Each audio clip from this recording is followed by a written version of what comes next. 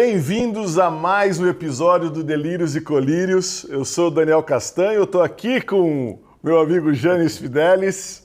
Gostei, agora eu fui bem, né? Não é? E hoje eu estou com uma pessoa, para mim, muito especial. A vida, enfim, tenho o privilégio de poder conviver com essa pessoa já há muitos anos. Aprendo com ele.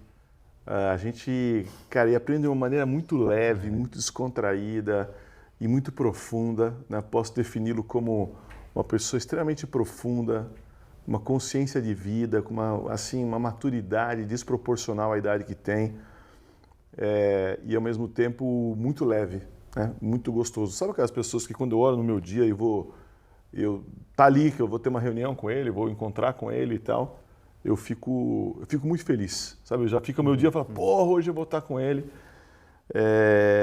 Então eu estou aqui com o nosso querido, ainda bem, graças a Deus e ao universo, companheiro de jornada nessa construção de um país completamente diferenciado, o Reinaldo Gama, né? Enfim, maravilhoso estar aqui com você. Valeu demais.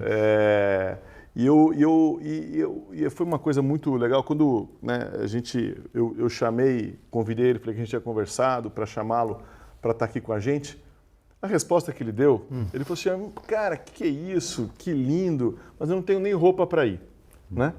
E isso daí é uma coisa muito linda que eu fiquei refletindo depois que ele falou.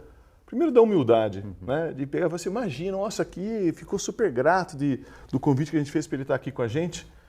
E a outra coisa que eu fiquei pensando, eu falei, cara, ele é um cara que ele não precisa de roupa para ir, porque ele é um dos caras que eu conheço mais autênticos, mais desnudados, né? Ele não precisa trazer roupa nenhuma. Ao contrário, a roupa muitas vezes faz com que a gente aparente alguma coisa que a gente não é, né? Então, aquela frase tua já fez eu refletir muito sobre que delícia tê-lo aqui no Delírios e Colírios. Cara, obrigado demais. E de fato, eu nem tinha roupa para ir. Eu quase fui comprar, né? Eu peguei todo o traje novo, porque é uma honra muito grande. Não só como telespectador aqui, né? Que eu vejo, e as pessoas que foram convidadas. Eu acabei de ver, eu não vou nem dar spoiler, acabei de ver um papo. Eu cheguei um pouquinho antes, e aí eu fiquei sentadinho ali. E aí eu falei, que eu vou fazer? Por que eu me meto nessas? Por que eu não inventei pro Daniel que eu tinha uma reunião, que não dava? E é um prazer muito grande. Janis, Daniel, eu acho que esse projeto, se é assim que eu posso falar, essa sala de aula que vocês criaram, né? Porque isso aqui é uma sala de aula moderna, né? A gente ainda está na community gravando, dentro do estúdio de música, que a gente falou, lembro, meio escandinavo. E é uma honra muito grande, porque a gente não sabe o que vai vir, não sabe que tipo de pergunta vai vir. Então, se fica aquele frio na barriga, aí eu fico lembrando, eu vi o episódio do Dante, o Dante maravilhoso. Eu falei, como é que eu vou responder à altura que o Dante responde? Que o Dante é o filósofo moderno, esse oráculo, esse Jedi. Então, obrigado demais pelo convite e um prazer estar com vocês aqui. Espero que seja divertido. E pra gente já está, né? Já está. Alegria, antes de começar, já estava rindo aqui, pô. Já está divertido, a gente já está em casa, né? Cara, vou pegar, você não tem roupa de ir.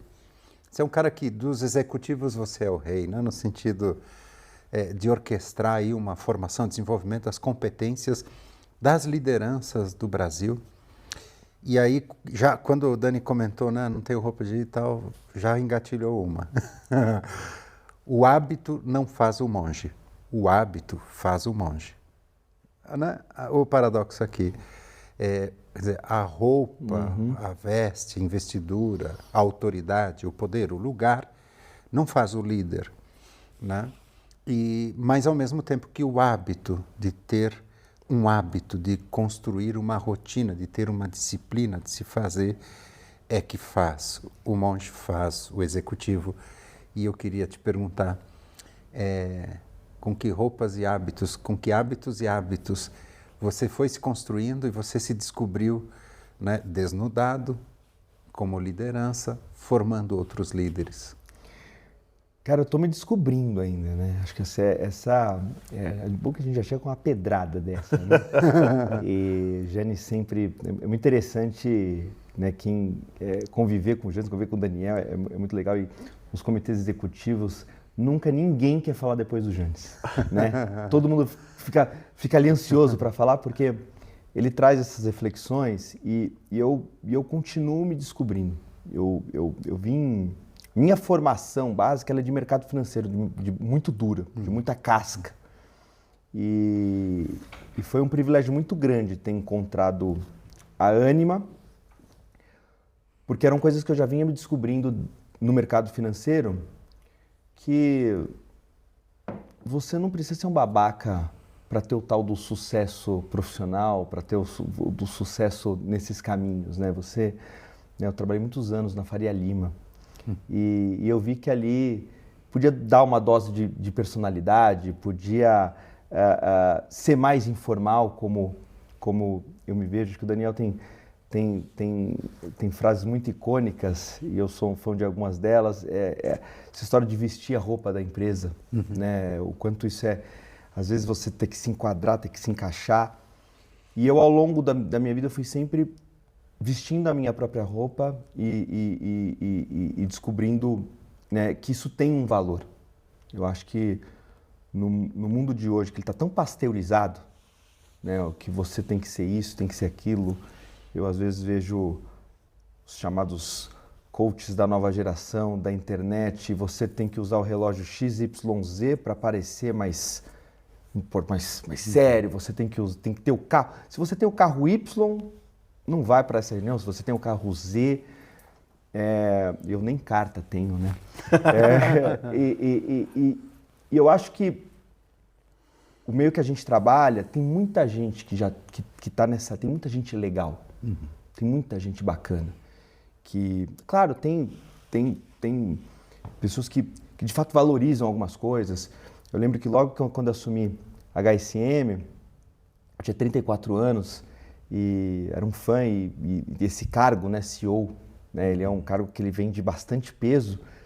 Eu lembro que eu cheguei numa reunião com outro CEO de uma multinacional e quando eu entrei na sala, e às vezes eu faço algumas coisas para provocar, eu estava de camiseta, calça jeans, porque tinha me falado, vai nessa reunião de camisa. Eu falei, pera só um pouquinho, nem o meu chairman pede isso, por que eu vou, né? E aí eu fui para provocar, cheguei de camiseta, obviamente, ali, e ele olhou e falou assim, ele tomou um susto, ele falou assim, você é o senhor da HSM? Eu imaginava outra coisa.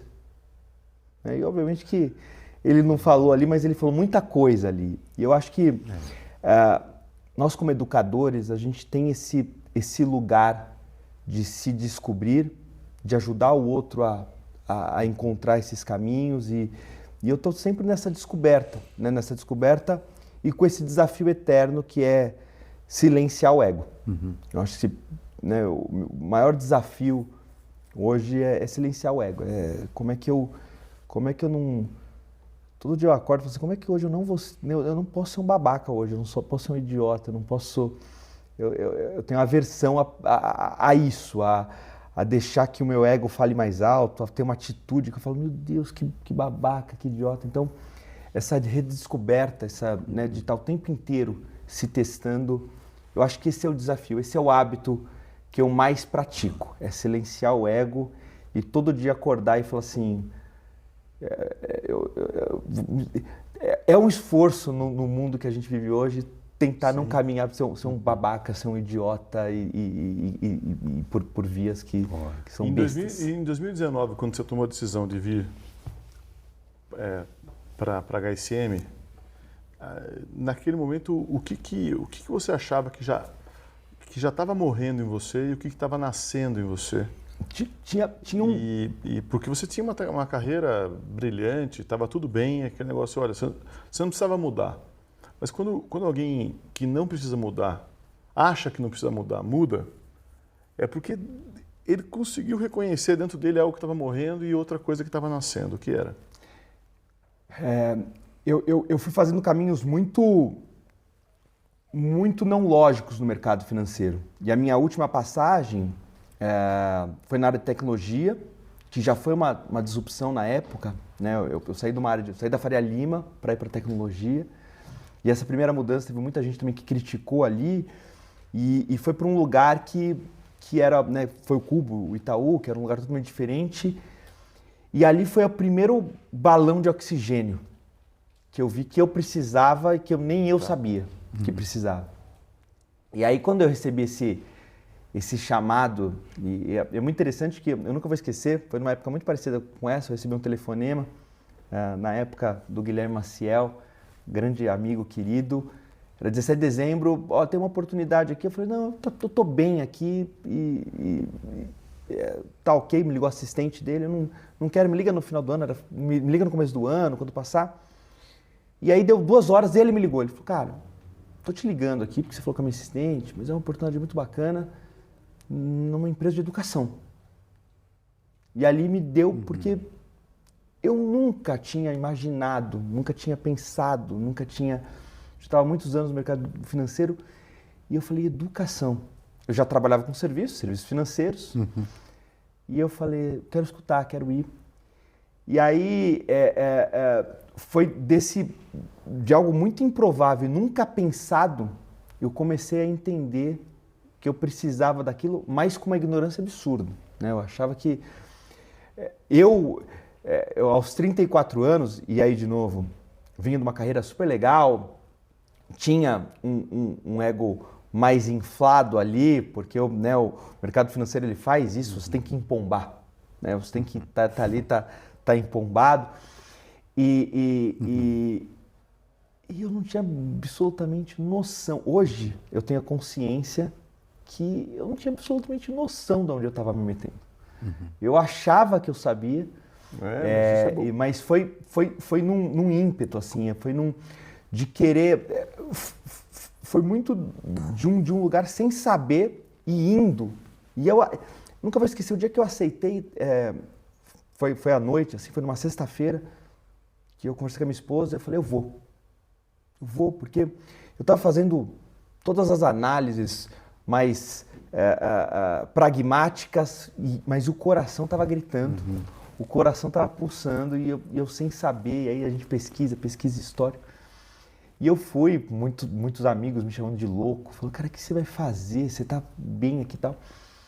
E eu fui de algo que eu não sei explicar, sem saber muito bem para onde hoje eu tenho plena noção que eu não tinha absolutamente noção de onde eu estava indo e como foi algo que eu escutei ali, não pragmático, não lógico, não racional. Você falou assim, um negócio do ego, né? E realmente a gente é movido muitas vezes por vaidade e tal. Qual que é a sua vaidade hoje que você ainda acha que é disfarçada de virtude? A gente disfarça de virtude, mas na verdade ainda é vaidade. Eu tenho às vezes um perfeccionismo em algumas coisas, no querer dar certo de algo, de algumas coisas, que isso para mim ainda ele é o...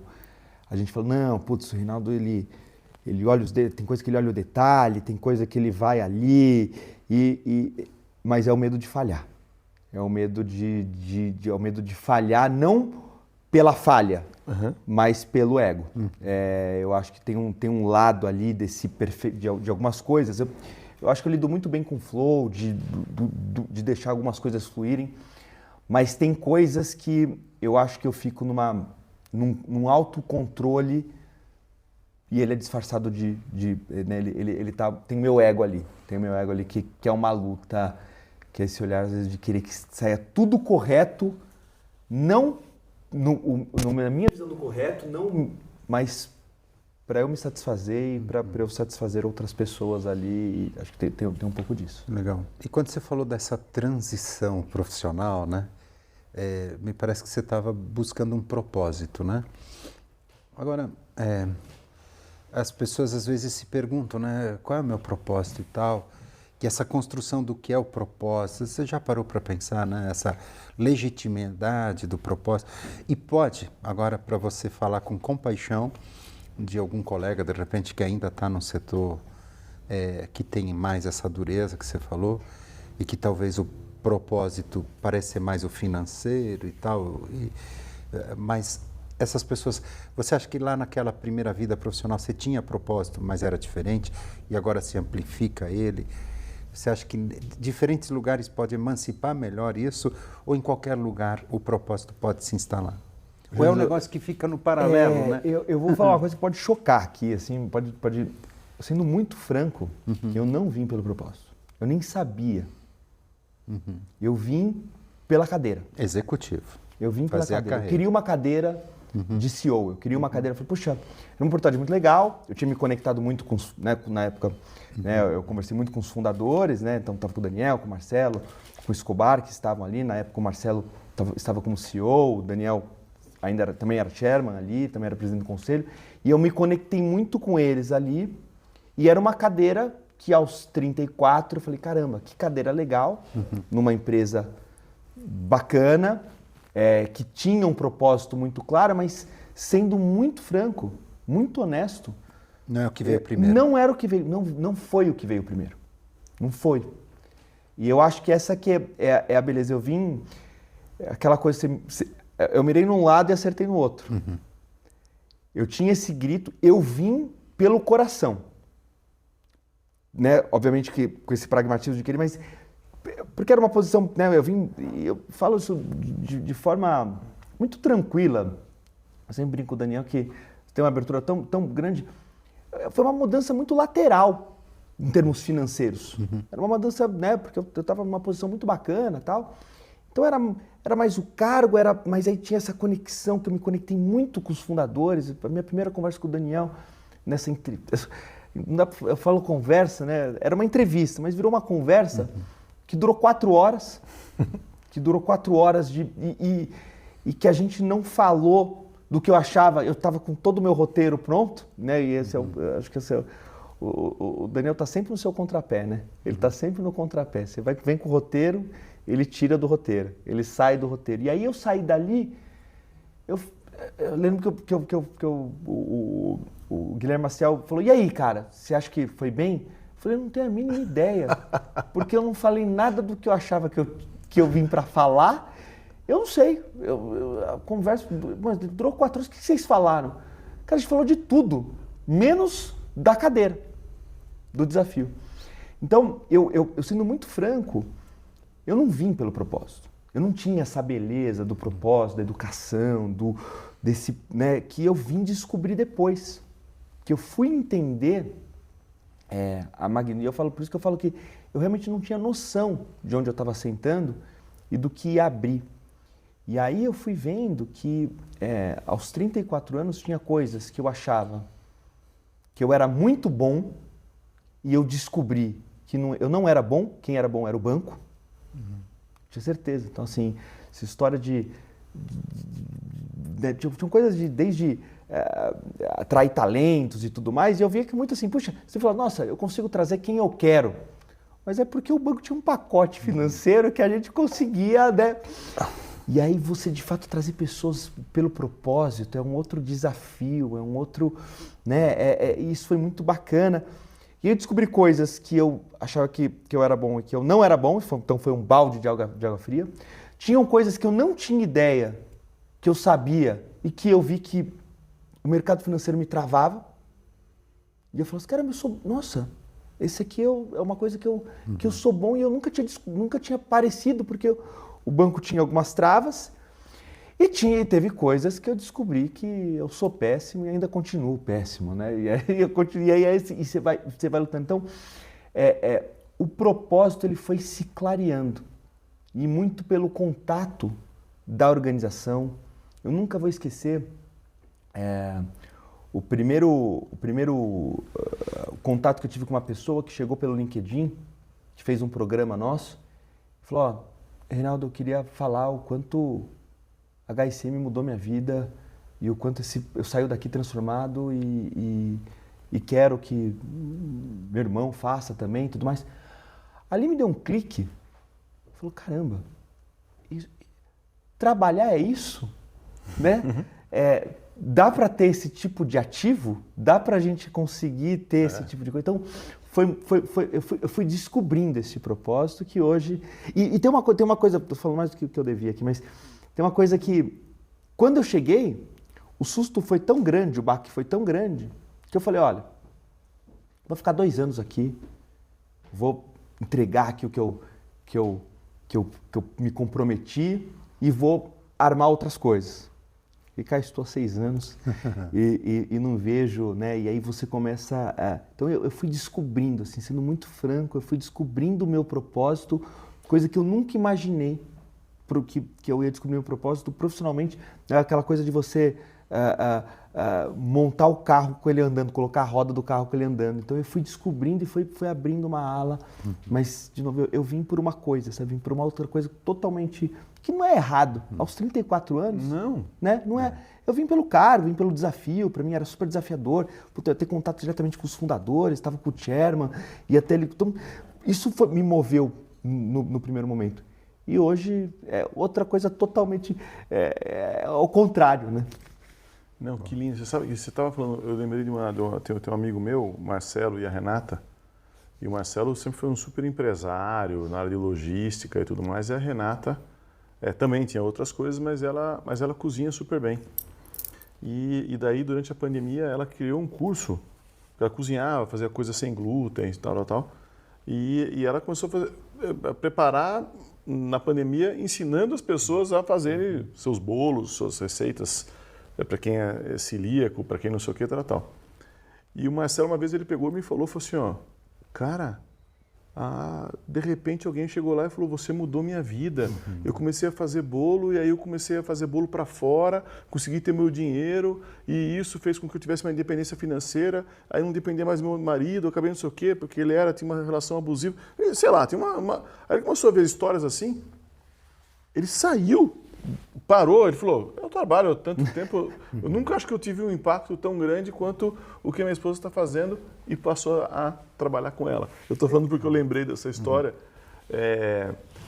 Eu acho que tudo que você faz na vida, que você acaba impactando outra pessoa, enfim, aquilo lá é o que vale na vida. Agora, nós estamos num dilema agora, e você fala muito isso, que a gente está hoje com... tem especialistas para tudo, né? Sim. Então, todo lugar tem especialistas. Do outro lado, até por ser um curador e a responsabilidade que você tinha na HSM de trazer pessoas que tragam profundidade, é muito mais difícil, né? Principalmente nesse mundo, como você mesmo disse, que tem especialistas para tudo. E a grande beleza, como você deu o exemplo, e o exemplo do Marcelo e da Renata que eu falei aqui agora, é você fazer alguma coisa que faça a diferença de verdade. Como você passou a aguçar, a ter essa visão empática e conseguir definir e distinguir quem que tem uma profundidade maior, né, e quem é simplesmente mais raso, mas é um pseudo-especialista em alguma coisa? Quer dizer, quais são as características daquelas pessoas que você realmente acha que pode trazer alguma coisa que faça realmente diferença para outras pessoas? Muito... Você vai criando, você vai aprendendo um pouco, né, disso, quando você vai escutando mais, né?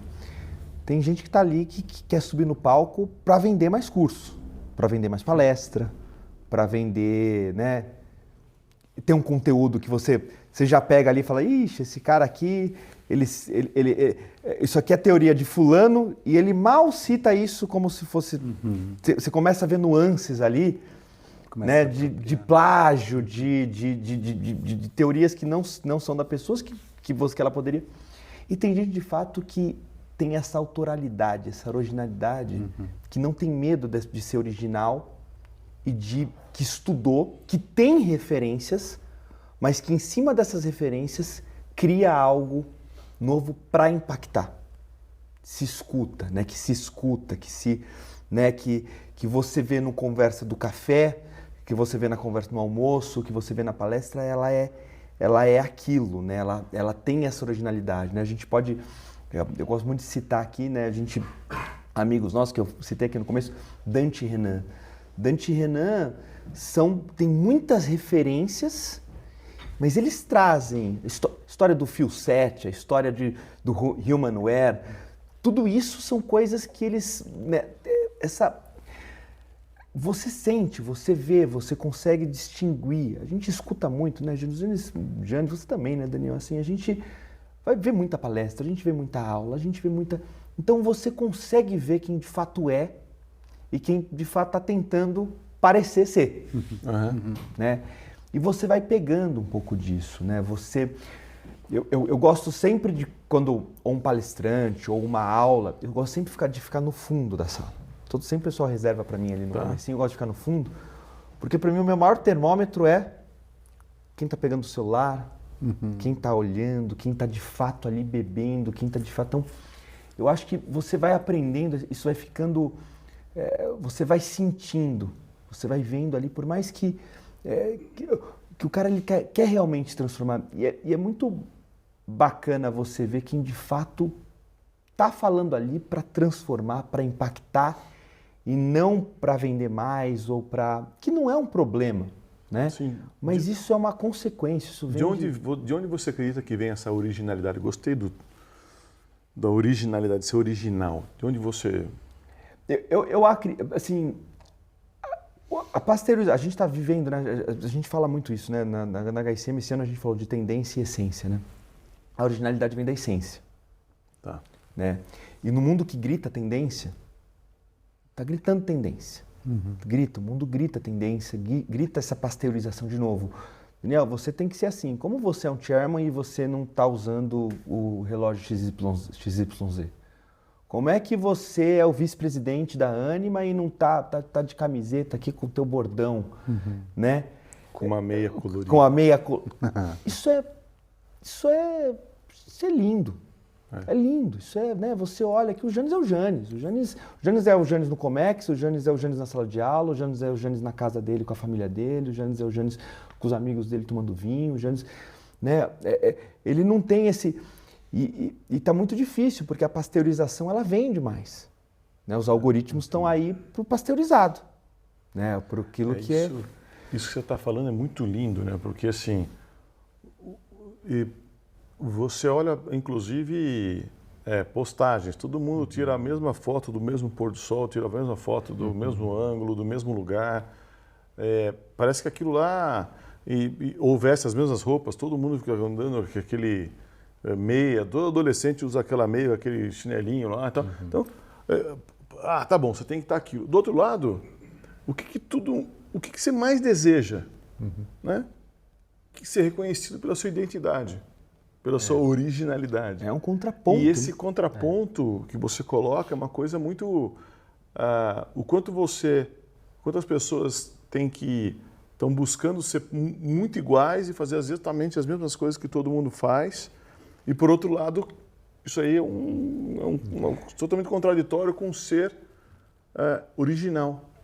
Porque é difícil você se manter original quando você tem um monte de coisas falando para você vir para cá, ou para lá, ou para cá. Você sabe, Daniel, que quando eu falei que ia vir para a Anima, para a HSM era uma empresa, na época, conhecida muito pelos eventos. E eu lembro que muitos dos meus colegas, você tá maluco, você vai sair aqui do banco, você virou associado, você vai para uma empresa de eventos. Mas eu não estava vendo empresa de eventos, eu estava vendo empresa de educação, que tinha o desafio que tinha ali, e todo mundo falando assim, não, mas é que você já tem seu caminho, E aí, de novo, eu mirei a cadeira, mas tinha uma coisa dentro de mim que estava falando, cara, vai, mergulha, claro. Vai nisso. E eu vejo que quanto mais original eu sou, mais as pessoas, mais me abrem caminho, ou porque a gente vai vendo que a gente muitas vezes é chamado por conta do cargo, né? Hoje eu vou para um jantar, vou para alguma coisa, mas tem coisas que eu sinto hoje que é por conta de originalidade, pelo jeito que eu sou, e eu dito muito isso para amigos, para as pessoas que, cara, não vai, tudo bem, você está usando o relógio porque você gosta, puta, legal, cara, não tem problema. Você sabe que você está falando uma coisa que eu nunca tinha parado para pensar, mas é assim, ó. Muitas vezes a gente fala assim, olha, a gente toma decisões na vida que são contra-intuitivas. E eu vou querer Olha esse lugar que você me provocou aqui agora. A gente não pode confundir trauma com intuição. E a gente tem que diferenciar ego de intuição. Porque senão, você está tomando alguma decisão que ela pode ser não contra-intuitiva, ela pode ser contra-ego. Perfeito. E aí está tudo bem. Ela pode ser contra-trauma, né? É aquele negócio. Mas, e aparentemente ela é contra-intuitiva, mas ela é intuitiva. Ela é o que está dizendo o seu coração. É o que você falou. Ela poderia parecer contra-intuitiva, né? Mas ela não era. Ela era contra-egóica e não contra-intuitiva. A gente tem que de vir para um lugar onde, de alguma maneira, era um chamado quase inexplicável, e por isso que ela tem a ver com a tua intuição, mas às vezes a gente faz ao contrário. Mas isso aí vale para o oposto também. Né? Você fala assim, olha, eu vou respeitar a minha intuição e eu não vou fazer tal coisa. E aquilo não é sua intuição. Aquilo, quem sabe, seja um trauma não resolvido. Aquilo, quem sabe, seja um ego falando mais alto. Né? E você deixa de fazer alguma decisão corajosa por conta dessa mistura. Isso é muito legal, a gente ter consciência. E para ter consciência disso, né, a gente tem que se conhecer, cara, não ter medo de enfrentar nossa essência. Tem o paradoxo do ego, né? Porque ego, do grego, é eu, né?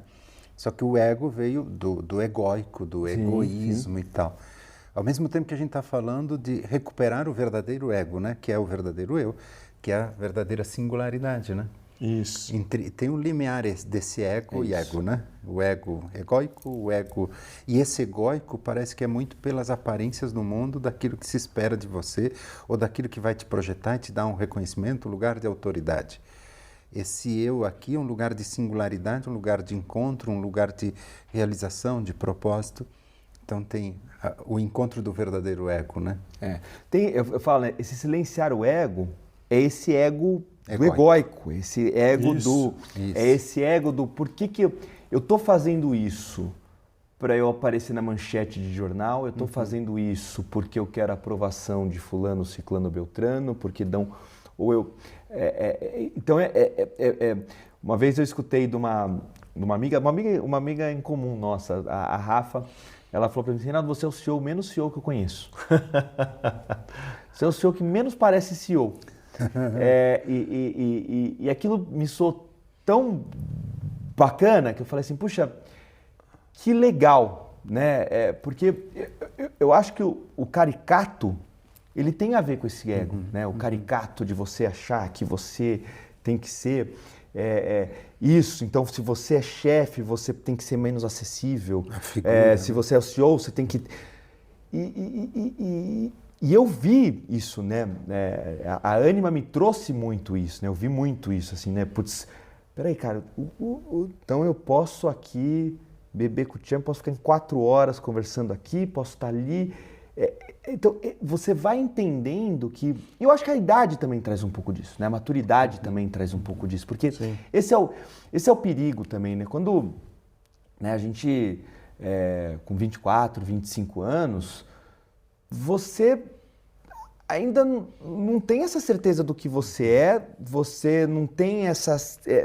você tem ainda que provar muito, né? Você está suscetível à aprovação, né? Então, por isso que ele é um negócio de novo. E eu, aos 34 anos, eu tinha muito desse lugar aqui, mas que tinha ali o coração, ele pulsava em alguma coisa que vinha da intuição. Quando você falou que você tomou uma decisão pelo cargo representa poder. O que você desaprendeu em relação a lidar com o poder quando você tinha 34 anos e quando você tem hoje? Acho que o que eu mais aprendi nos 6 anos de HSM é que poder não vale nada. Assim, não vale nada. Assim, tudo que eu tentei fazer, vou usar uma palavra feia, a forceps, porque eu queria e eu fazia top-down, não deu certo.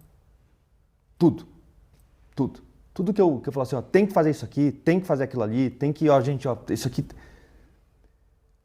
E eu falei muito isso para parceiros e tudo mais, né? Porque a pessoa quer vender para você e tudo mais, né? Então, putz, Reinaldo, tal. Aí eu falei, ó, eu comprei. Agora a gente precisa vender pro time. Se a Poliana, que é a diretora de conteúdo e marketing, não comprar, se o Álvaro, que é o diretor do Learning Village, não comprar e toca co-branded, se a Nayara, que é a diretora de operações, não comprar, se a Aline, que é a diretora comercial, não, eu posso vir aqui, eles vão fazer, vai durar 3 meses. Não vai para frente. Não vai ter sustentabilidade. Nisso, Eu acho que a coisa que eu mais aprendi foi que não é o poder pelo poder. Né? É claro que você consegue ir na reunião, você consegue ser escutado, mas é o processo de as pessoas verem aquilo que você está vendo. E não pelo simples fato assim, putz, eu quero com uma preguiça de ter que explicar isso aqui, cara. Eu só queria que eles fizessem. Você passa o tempo inteiro isso, né, Daniel? A gente conversa muito disso, né? Tem hora que dá preguiça, que você fala assim, putz, não é possível que eu vou ter que... Ninguém tá vendo isso aqui, né? Puta, eu vou fazer... Faz porque eu tô mandando. E tem hora que a gente faz isso. Tem hora que eu fazia isso. Que não dá tempo de construir. Que não dá tempo. Né? E, de novo, era o que mais tinha perenidade. Era o que acontecia, mas não acontecia do jeito certo. Aí acontecia, aí as pessoas depois se convenciam e a gente mudava a forma daquilo. Então eu aprendi que não é o poder. O poder ele é muito importante para que você consiga a atenção inicial. Essa primeira atenção. Meu pai sempre falou que o poder é igual um copo de água. Você usa, gasta. Né? Então, use com moderação, quando você tiver certeza absoluta do que você está fazendo. Eu sempre disse que, então tem uma diferença entre a autoridade do argumento e o argumento da autoridade. Né? Então não deve ser usado o argumento da autoridade, mas a autoridade do argumento. E aí você conversa muito. Eu falo que eu sempre... a grande questão, eu sempre disse isso, qual que é o meu poder? O grande poder. Sempre foi como CEO, como chairman e tal. Fazer com que as pessoas não usem o poder. Eu quero ter poder para quê? Porque o meu grande poder, e esse é que eu não abro mão, é de impedir que as pessoas usem o poder. Esse é o principal, esse é o único que eu não abro mão. Porque ele é muito perigoso, Por quê? Porque se você usar o poder aí, você não vai estar aqui. Aqui você está fora. Né? Então esse é o único que você deveria ter como líder máximo da área que você atua. Então o seu grande poder é fazer com que as pessoas todas da área acadêmica não usem o poder. E quando você faz isso, fica uma coisa linda, construtiva, onde todo mundo faz parte. E o grande problema é que quando você fala, não, tem que fazer. Pois não. Sabe o que vai acontecer depois de alguns meses? Vão olhar para você e falar assim, viu como você estava errado? Não deu certo. Olha lá. Cara, não deu certo justamente porque ninguém estava convencido. Isso é uma coisa linda. E eu acho que essa é a questão. Muitas vezes as pessoas têm uma aspiração por cargo, porque aquele cargo representa um poder, e não tem ideia que a última coisa na vida que ela vai usar é o poder. É o poder que aquele cargo, de alguma maneira, que ele representa. É o mais traiçoeiro, né? E, de novo, eu fui pela cadeira, falei, putz, que legal, CEO novo, e aí eu vou poder aqui e tudo mais, e eu vi que... E tem uma coisa, né, Daniel, que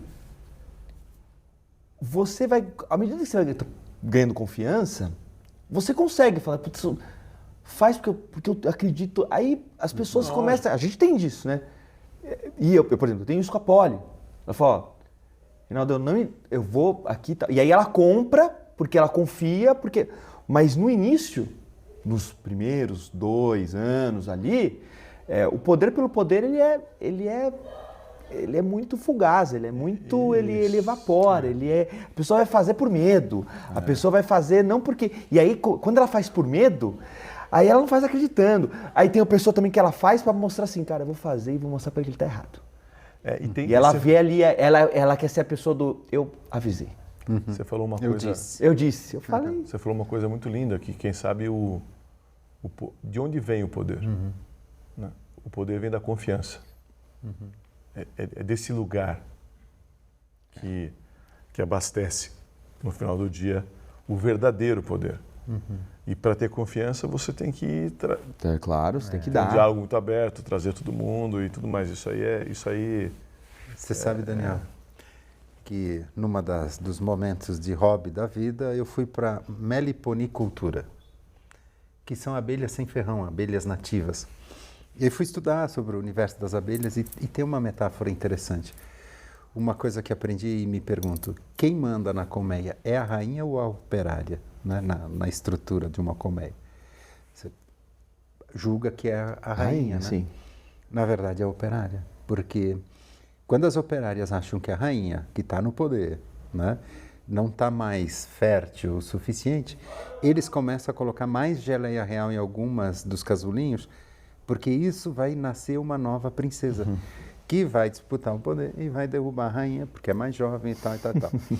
Então, quando eles começam a perceber improdutividade, começa a ter um boicote.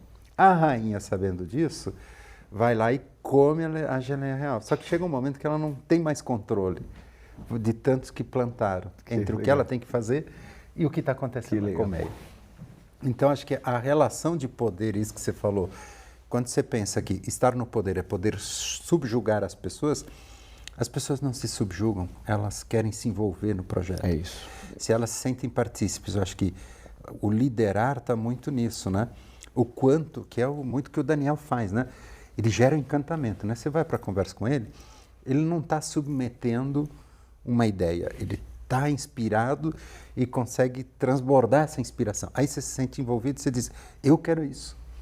Aí quando você fala com a sua equipe, você diz, tem uma ideia aqui, o que você acha, como é que... Aí, e que tal isso, e que tal... Pronto. Essa ideia virou coletiva. Perfeito. Acho que o melhor lugar do gerir é o escutar o que você falou antes de falar e subjugar, né? E é muito... Hoje eu posso dizer assim, né? Eu estou fazendo a sucessão agora para Gláucia e eu posso dizer hoje com muita tranquilidade que o time dos meus diretos ali hoje, eu não sendo direto deles hoje, eu tenho muito mais poder do que há 6 anos atrás, porque hoje eles estão muito mais comigo, não pelo cargo, mas pelo vínculo. Mas pela confiança, pelo vínculo, pela lealdade, eu escutei isso. Então hoje eu vejo assim que quando eu peço alguma coisa, ou quando eu vou falar alguma coisa, é um outro tipo de escuta, é um outro tipo de... Então, e você vai criando isso no tempo. Então hoje o meu cargo, sendo, claro, para a companhia inteira, tem essa diferenciação, mas hoje para aquele núcleo que está ali comigo no dia a dia, o meu cargo ele é... E eu posso falar isso com muita tranquilidade. O Daniel hoje, o cargo dele para mim, hoje o vínculo que a gente tem, eu nunca penso que... Até brinco, né? Que eu falo assim, tem a liberdade tão grande que às vezes eu lembro que o Daniel é o chairman da companhia. Às vezes vem assim, putz, mas é porque a relação de poder, ela muda para a relação de confiança, ela muda para essa relação de você escutar mesmo, não porque ele está aqui ou está ali ou está num cargo a mais, não hierarquicamente. É sobre hierarquia, né? É menos sobre hierarquia e mais sobre, putz, esse cara, né? Eu sei que ele quer o bem, eu sei que ele está olhando para frente, eu sei que ele está vendo talvez dando fluência, não estou vendo. Está empoderando. E a hierarquia ela some. E se você tiver que falar 3 coisas que você acredita que você fez, e pode ser de maneira intuitiva, ou maneira orquestrada, que fez com que você tivesse essa mudança nesses 6 anos, né? Em 2 aspectos. Primeiro, né, e que sabe eles estejam ligados. Você veio para cá e falou agora pelo cargo, né? E eu vou falar, dividir bastidores aqui. Ele abriu mão do cargo sem saber se tinha algum outro lugar para ir. Foi isso que aconteceu. Né? Então, escolheu a Gláucia para assumir o lugar dele e sem saber para onde ia. Né? Isso é confiança no que você faz. E não é arrogância, é confiança. Não. Tá? Então, primeiro, desse desprendimento do cargo, que eu acho que é o que você passou. A segunda coisa é, o que você acredita? Se tivesse que dar uma sugestão para alguém, eu era muito prática, né? E fale, olha, como se tornar um líder de verdade, como as pessoas passam a confiar em você de uma maneira muito genuína, verdadeira, a ponto de você não ter que usar o seu poder. E o seu maior poder é a credibilidade que você tem, é a maneira de envolver as pessoas nas coisas que você acredita.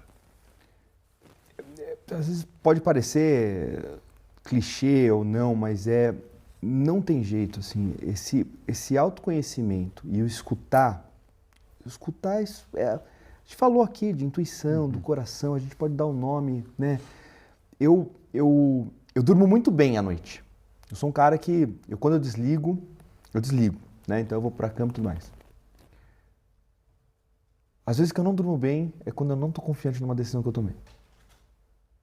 Que eu acordo de madrugada, que aquilo fica me corroendo. E 99,9% das vezes eu não deveria ter feito aquilo porque estava... É aquela coisa que não encaixa, que você faz porque você está ali, tudo está corroborando, parece ser o certo, mas tem alguma coisa que está te falando, putz, cara, isso aqui vai dar ruim, isso aqui vai dar... É aquele negócio, né? Eu acho que uma das coisas mais legais que eu aprendi nesses últimos anos foi fazer parcerias, né? Parcerias e, de novo, de não aumentar a minha fatia, de aumentar o bolo, né? De não querer mais para HSM ou para Anima, mas vamos nunca discutir modelo de negócio antes de discutir o que a gente ia fazer. Depois a gente fala do... Então é aumentar o bolo, é fazer o bolo crescer, depois a gente vai ver a fatia, se eu vou ficar com... Não é porque se eu tiver 20% ou 30% de algo que vale 100 ou ter 300, eu ter 10 de 300, eu vou ter... Não é esse o ponto, né? É sempre olhar o bolo. E quando você fala de parceria, tem hora que parece que tudo vai ali encaixando. Vai ali encaixando, tá dando certo, mas tem alguma coisa que você não sabe explicar. Você não sabe explicar. Seja a conexão com a pessoa, seja o negócio que você não está tão certo que aquilo vai impactar. Então, eu diria o seguinte, é você acreditar mais nessa intuição. O feel set, né? E aí eu vou pegar Renan e Dante, que falamos disso, ele é muito mais importante que o mindset. Ele é muito mais importante que o mindset. O feel set, ele é hoje o que me guia em tudo, é o feel set. Se eu vou fazer um negócio com fulano de tal, que eu sei que vai render, vai ser... Mas o meu feel set está falando não. Que é o sentir. Que é o sentir. Que é esse lugar que a gente não tem explicação. Às vezes também você está sentindo, está tudo dizendo para não fazer, mas você está te sentindo para fazer, você também vai. E que vai dar um jeito, né? E eu né, vivi isso algumas vezes. Então, assim, se eu posso dizer isso, é esse autoconhecimento de você entender esse teu feel set. E isso você vai apurando ele ao longo do tempo. Porque às vezes ele pode... Você erra, tem feel set que erra. Porque tem feel set que às vezes erra, porque às vezes é o ego. Ah, eu não gosto do cara porque eu acho ele muito... Mas por que você acha ele muito assim? Ah, isso aqui não tá, porque... Tem coisa que, né, o ego ali te pega. Então, é o feel set puro que ele está muito relacionado com esse autoconhecimento. E você vai testando esse feel set, você vai vendo essas nuances, fazendo comparativos, né? A gente recentemente trouxe aqui na HSM+, o Martin Scobari, e o Martin Scobari, ele fala muito da intuição com os dados.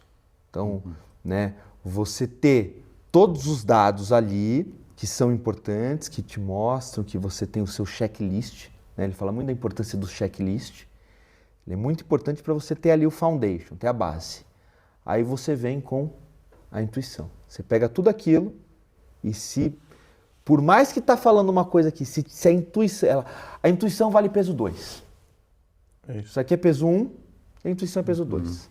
Então, eu diria um pouco isso, né, Daniel Janes, acho que eu fui entendendo cada vez mais a importância de me escutar, de escutar o meu coração e de escutar o coração dos outros também. Fio 7 de pessoas, porque quando você vai dividir, né, às vezes vai chegando esses ruídos aqui. Ah, Renan, mas você...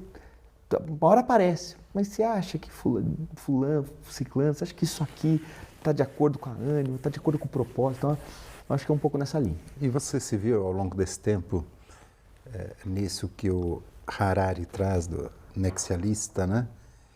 Você se viu especialista, você se viu generalista, você se entende nexialista?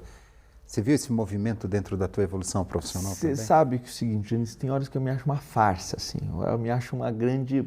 Eu estou numa empresa de educação, meus amigos brincam, que eu fui sempre o pior aluno da sala.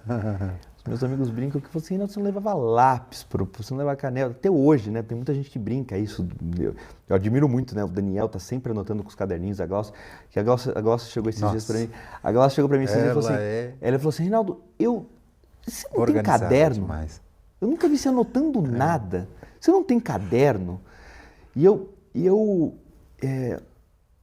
não me vejo um grande... Eu não vejo uma especialidade minha de um tema. E eu, às vezes, né, por exemplo, eu admiro muito, né, Janice, você tem uma profundidade em alguns temas, assim, que eu acho muito... Eu sou muito essa pessoa do... Eu vou navegando ali. Hoje patisserie me encanta. Aí eu vou na patisserie. Aí amanhã o boulangerie. Hoje música, hoje eu sou o cara do rock. Hoje eu tô escutando forró pra caramba por conta do JP, do Dominguinho, do projeto do Dominguinho. Hoje sou o cara que... Então, eu tenho essa dificuldade de encontrar minha vertical. E aí talvez eu tenho essa minha dificuldade de me encontrar nessa especialização. Eu sou um cara muito... Eu vou permeando ali. Talvez a minha vertical ela seja essa humana. Eu sou um cara muito relacional. Muito relacional. Eu me relaciono, eu gosto de me relacionar. Então talvez se for para pegar uma vertical, uma especialização, seria... A relação, a criar vínculos, a criar... Então eu vejo, por exemplo, eu admiro muito a Polly, né? A Polly tem uma profundidade para uns temas e eu acho lindo, assim, né? Ela é uma curadora nata. Eu sou esse cara da gestão que vai permeando um pouquinho, tá? Que vai conectando, dando que sentido, vai conectando ali nexo, e é do nexo. Eu gosto muito disso, né? De tipo... Né, eu comecei no varejo, aí eu fui para o atacado, aí fui para tecnologia, agora estou em educação. E aí, de repente, eu me vejo especialista. Né? Hoje eu tenho muita tranquilidade de falar de educação hoje, que há 6 anos atrás eu não tinha. Então, eu acho que eu sou mais desse do relacional e de permear e de ficar transitando entre mundos. Boa. Como CEO, você falou um monte de nãos, um monte de sims, um monte de decisões. O que você acha que foi o não mais caro que você falou? Enfim, seja ele porque ele foi errado, seja ele porque ele foi incompreendido. Porque deveria ser um sim. Porque deveria ser um sim. Difícil. Ou vale também um sim que você falou. E que deveria ser um não. E que deveria ser um não. O não mais caro, não, com certeza tem.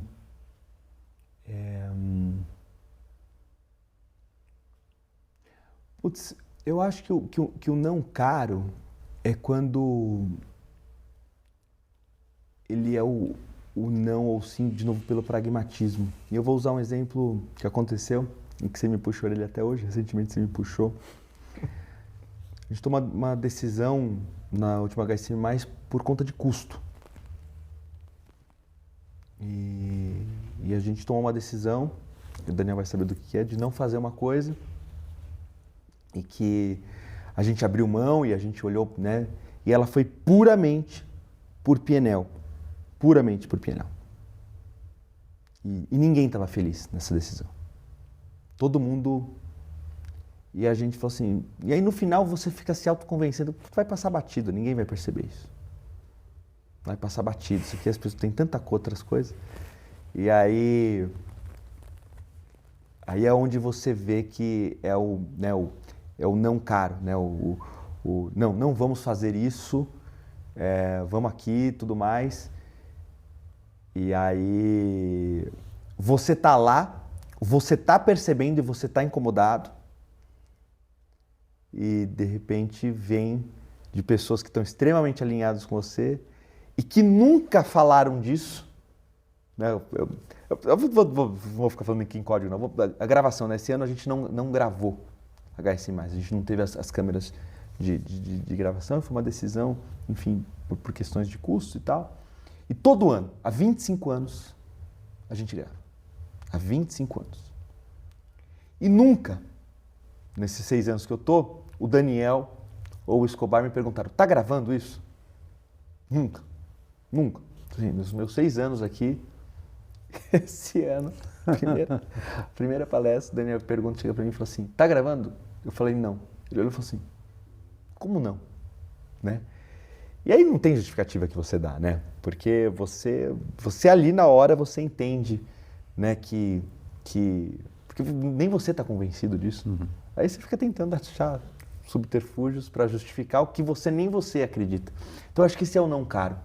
O não caro ou sim caro é você ir para lados que nem você acredita, mas que por algo de curto prazo, por algo onde a maioria ali está, né, tá ali falando, cara, não dá, e aí você vai lá. Então, acho que esse é o não caro. Então, acho que eu vou pegar um exemplo recente. Perfeito. Acho que é um exemplo muito recente. E é muito interessante como de repente vem. Né? É o que eu brinquei, né?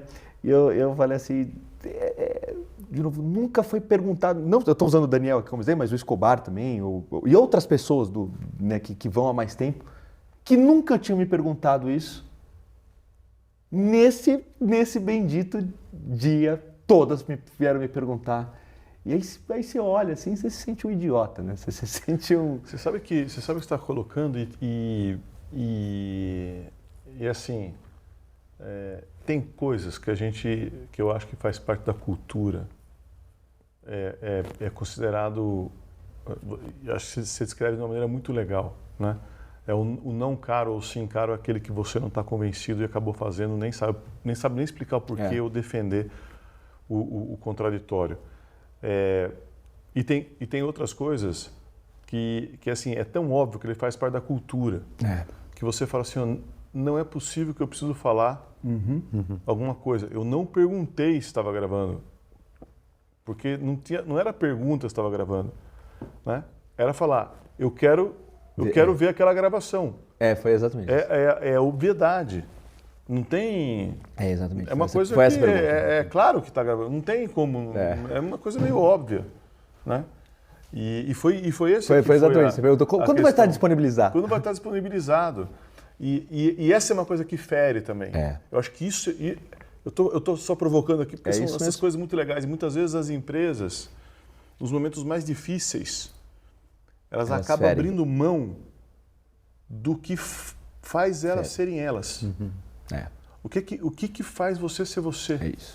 Nessa linha, eu ia fazer a mesma pergunta, por outro lado, que assim, qual foi alguma conversa difícil que você evitou, né, algum enfrentamento que você evitou durante muito tempo, semanas, meses, anos, e que quando aconteceu mudou sua vida? É algo, porque isso também é outra coisa que acontece dentro dessa linha da essência. Né? Você é aquilo, e aí de repente você deixou de fazer, a empresa deixou de fazer uma coisa que obviamente que você nem percebe que você faz aquilo, de tão natural que aquilo já acontece. E então eu vou por esse outro lado, no sentido de, às vezes a gente evita enfrentar algumas coisas, mas quando a gente enfrenta aquilo é um salto, mesmo que seja dolorido. Normalmente as conversas difíceis e eu, de novo, a gente está no papo aqui, eu não tenho vergonha nenhuma aqui, né, de expor vulnerabilidades, né? Eu sou um cara que eu não gosto de conflito, eu evito muito conflito.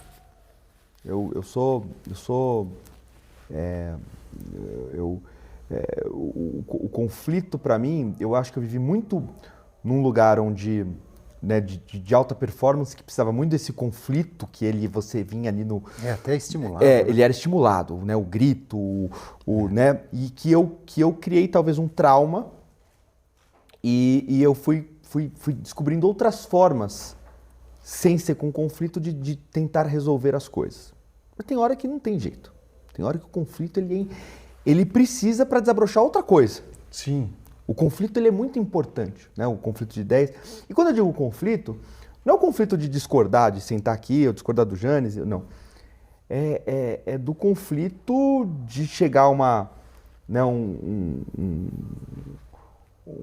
palestrante e falar que ele não vai fazer a palestra, que ele quer fazer um talk. E que a gente pagou e que eu não quero pegar o contrato para poder esse conflito, né?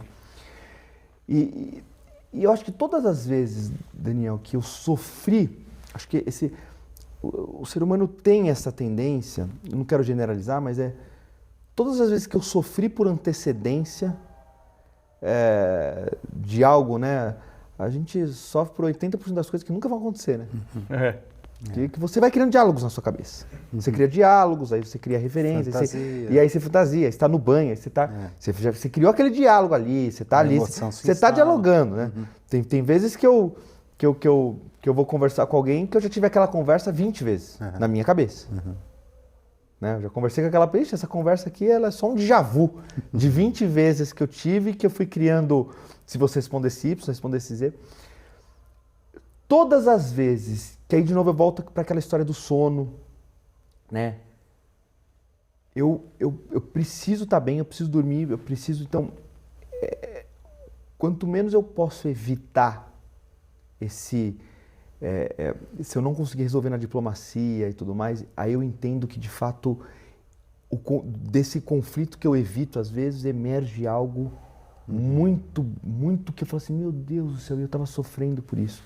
Desde de uma promoção que você vai falar, sabe que teve uma vez na HSM uma pessoa que ela não estava, a gente já tinha muitos anos de HSM, já tinha muitos ali, e a gente era tudo difícil e tudo mais. E aí eu sentei, e eu me via muito dependente daquela pessoa. Eu não queria também que ela saísse. Mas aí estava ficando insustentável, e aí a gente sentou um dia para conversar, e eu falei assim, você percebeu que se eu pintar HSM de ouro, não vai estar bom? Você acha que a relação já foi? Ela falou, Renan, que bom que você falou disso. E a gente criou um caminho para esse... Legal, sei. Então, eu acho que tem disso, assim, a gente, às vezes emerge, às vezes você está fazendo um favor, às vezes a pessoa estava esperando, aquela falta de coragem no outro, também é bom isso, às vezes quando a pessoa chega para mim, nossa, você está evitando de falar disso, deixa eu colocar aqui. É isso aí. E aí você vem ali, então eu acho que toda vez que eu tirei esse band-aid mais rápido, eu fui muito mais feliz. Ainda nessas relações de gestão, de escuta, fazer as conexões e tal, eu tenho feito uma reflexão, né? Você quer entender as dores do seu negócio, você chama... Vem um dilema, tem um paradoxo aqui. Eu vou escutar aqueles que estão felizes e vão me dizer onde eu estou acertando, ou vou escutar os detratores, aqueles que estão infelizes, para saber onde eu estou errando. E às vezes fica polarizado essa escolha, né? E até dentro da abordagem de direção segura, quando você está na iminência de um acidente, se você olhar demais para aquilo que é a colisão, você vai colidir, que você esqueceu ou não conseguiu olhar para o escape de saída. Como é que você viu durante o seu modelo de gestão também essa escuta para melhor gerir? Escuto o detrator, porque ele vai me dizer onde está, e perco de vista o que eu faço que dá certo? Eu tenho com o time eu tenho uma brincadeira que eu faço assim, né? Quando um diretor meu vinha falar comigo, a primeira coisa que eu perguntava, isso aqui é uma reclamação ou é um desabafo? Porque o problema é o seguinte, quando vem reclamar, a gente é responsável, porque eu falo assim, quando a gente tem um lema na HSM que chama HSM somos nós, né? Porque as pessoas têm essa tendência de falar assim, não, porque a Ânima a Ânima é isso. Eu vejo um funcionário, não, porque a Ânima é difícil nisso. As pessoas, quem que é a Ânima? A Ânima não é uma entidade. Né? Parece que às vezes a gente fala HSM, aí vem reclamar, não, porque, HSM é fogo, HSM sou eu, você, todo mundo. Né? Não tem essa entidade HSM, não tem essa entidade HSM. Tem os caras, né? Os caras. Os caras. Não, putz, a gente... E aí, quando você tá, eu acho que essa que é a beleza, né? Quando eu como CEO ali da HSM e os meus diretos, nós é que, né, fazemos ali. Então, assim, se é uma reclamação de algum processo ou de alguma área, nós somos diretamente responsáveis por aquilo. Então, você está reclamando, a gente vai atuar. Agora, é um desabafo? Você só quer falar que fulano de tal é isso? Então tá bom, eu vou te escutar. Eu não vou ter nenhuma atitude, não vou ter nenhuma ação. Porque quando você me reclama algo da companhia, e eu como líder dessa companhia principal, né, eu tô ali como principal ali que está olhando tudo, eu sou responsável, eu tenho que tomar uma atitude. Não é se está errado e tudo mais. E a gente vai ter que... Então, eu vou escutar para ter alguma ação em relação a aquilo. Agora, se é um desabafo, você só quer desabafar, porque fulano de tal é isso, fulano de tal é aquilo, porque você não está gostando daquilo, então desabafa, a gente vai junto, eu também falo mal do fulano, a gente vai brincar, a gente vai fazer tudo mais. Então, acho que é esse ponto da escuta, é você entender o que é reclamação e que necessita de uma ação, e o que é um desabafo porque a pessoa está num dia ruim. O que você outro dia usou um termo learnability, né, que é a nossa capacidade de aprender e tudo mais. E você falou um negócio muito legal. Quando eu saí do Itaú, eu achei que eram várias coisas habilidades que eu tinha, mas na verdade não eram minhas, eram do banco, né? O que você não aprendeu ainda que você falou assim, olha, eu tenho consciência de que eu preciso, você já tem consciência. Porque tem coisas que você tem coisas que você não sabe que você não sabe. Mas o que nesse momento, principalmente dessa mudança que você fez, da transição, de deixar de ser CEO e estar num outro cargo, que já despertou uma consciência de que você não tinha aquela habilidade ou que você precisa desenvolver aquela habilidade que você não desenvolveu ainda? Eu estou aprendendo, esse processo de sucessão ele é muito bonito, ele é muito gostoso. E... Né, eu já disse isso algumas vezes para você, né, eu me sinto muito dono da HSM, me sinto, eu fundei a HSM, enfim. Eu estou vendo um processo muito bonito agora com a Gláucia, e que eu estou vendo que eu estou tendo que aprender, que é, durante esses 6 anos, eu já testei muita coisa, eu já vi muita coisa e tudo mais. E obviamente que você vai chegando esse mandato de 6 anos, acho que é muito importante esse mandato de 4, 5, 6 anos, porque... Quando eu cheguei há 6 anos atrás, eu vim aqui mordendo Queria fazer tudo acontecer para ontem. Então, queria abrir todas as portas. Meu dia durava 16 horas, eu respirava, você vinha... Não que você vai acalmando, você vai ganhando maturidade. Não que hoje... Eu não estou falando que é melhor ou pior. Estou falando que a intensidade é diferente, a relação é diferente.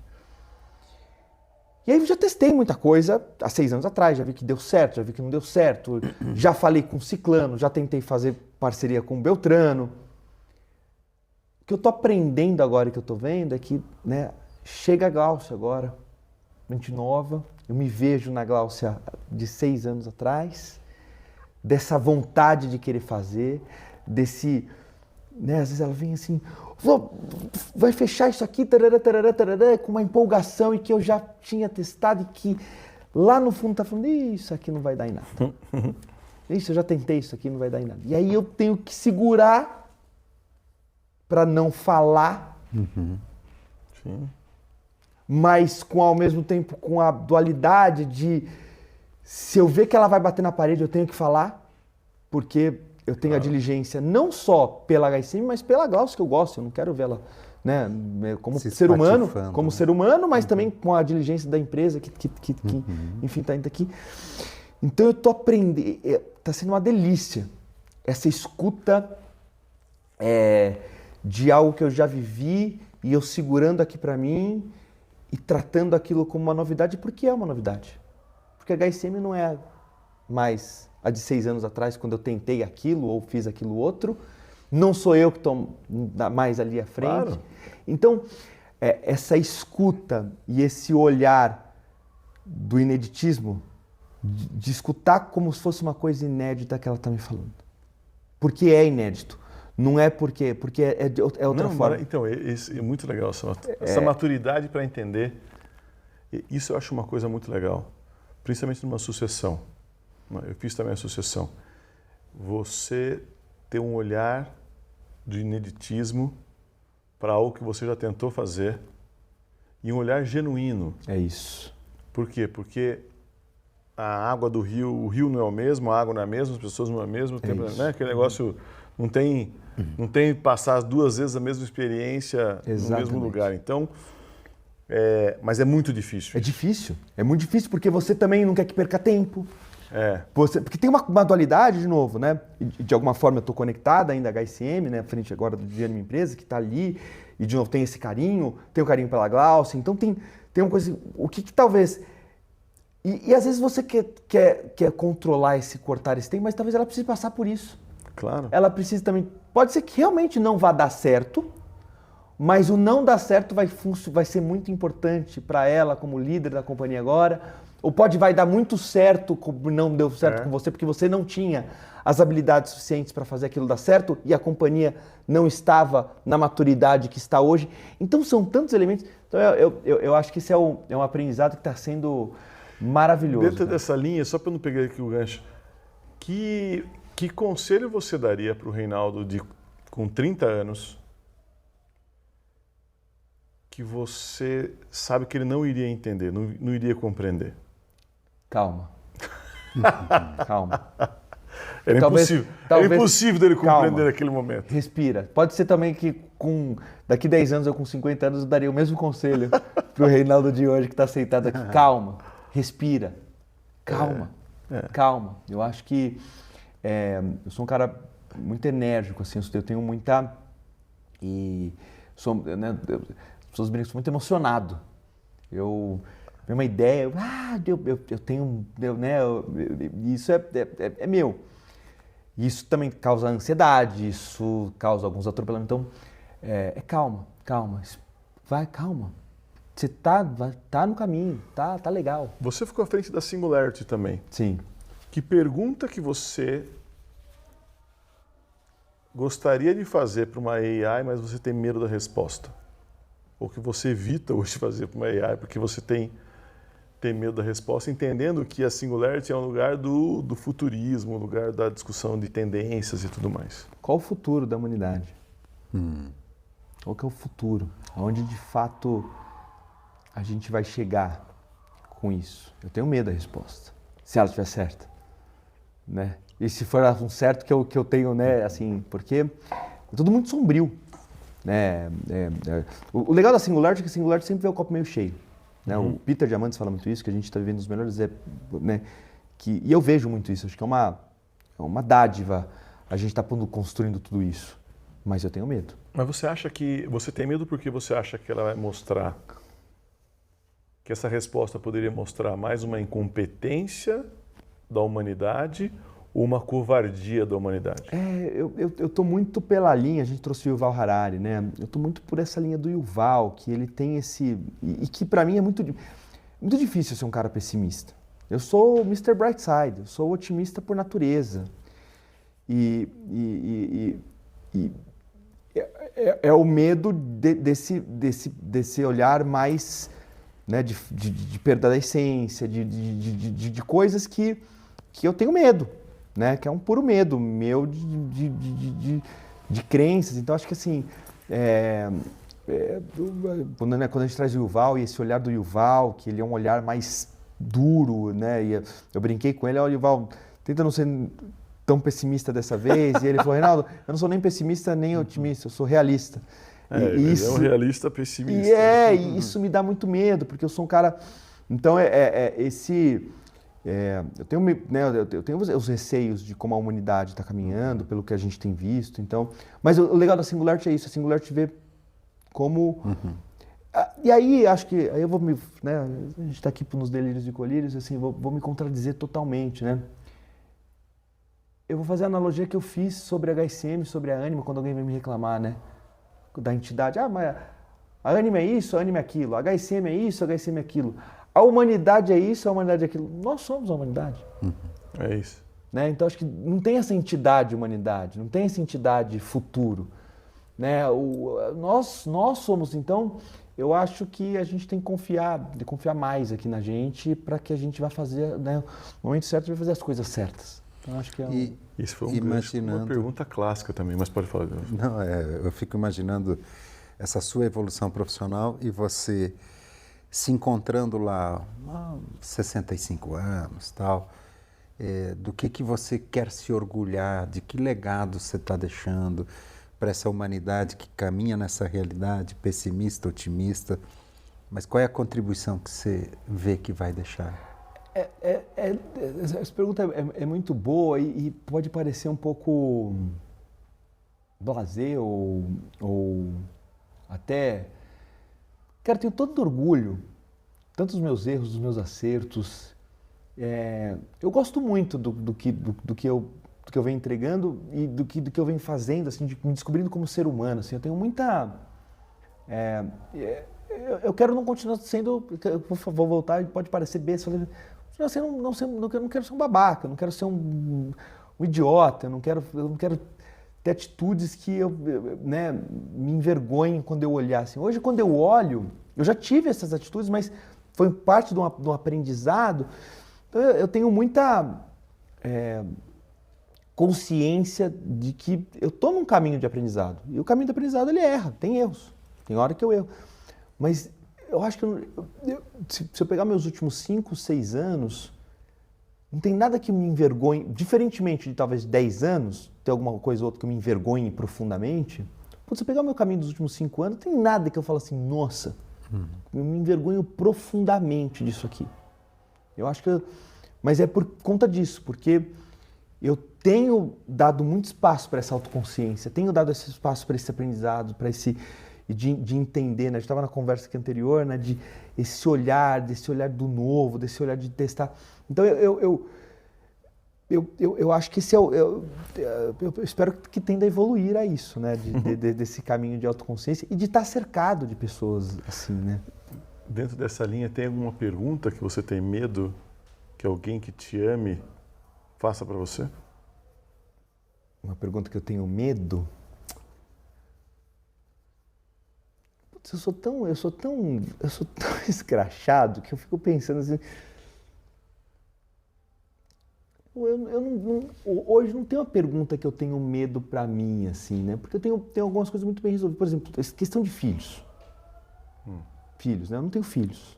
Estou com 41 anos, eu não tenho filhos e tem um monte de gente, muitos amigos e tudo mais que falam, putz, você não sabe a dádiva que é, putz, você seria um pai super legal, putz, eu fico imaginando você criando.